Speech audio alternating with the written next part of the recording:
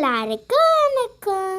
இன்றைக்கி மம்மி ஊர்லேருந்து வரும்போது ஹோம்மேட் பன்னீர் செஞ்சு கொண்டு வந்திருந்தாங்க. நல்லா சாஃப்டாக இருந்தது.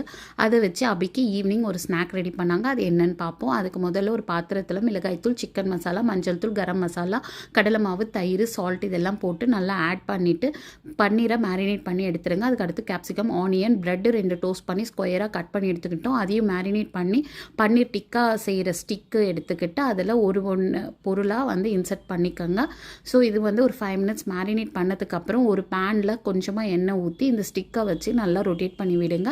நல்லா இது ஒரு மாதிரி தீஞ்ச மாதிரி வரணும். அப்போ தான் நல்லாயிருக்கும். சூடாக எடுத்து சாப்பிட்லாம் அப்படின்றதுக்குள்ளே அபிராமி ஸ்கூல்லேருந்து வந்துட்டாங்க.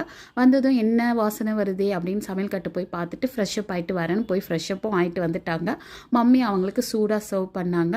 அபி சாப்பிட்டு பார்த்துட்டு செம்மையாக இருக்காச்சி, செம்மையாக இருக்கம்மா அப்படின்னு சொல்லிட்டு கமெண்ட் கொடுத்தாங்க. நீங்கள் ட்ரை பண்ணி பார்த்துட்டு எப்படி இருந்துச்சுன்னு கமெண்ட் கொடுங்க. இந்த மாதிரி வீடியோஸை பார்க்க மறக்காமல் எங்கள் சேனலில் லைக் பண்ணி ஷேர் பண்ணி சப்ஸ்கிரைப் பண்ணுங்கள். நாளைக்கு வீடியோவில் பார்க்கலாம். பாய்.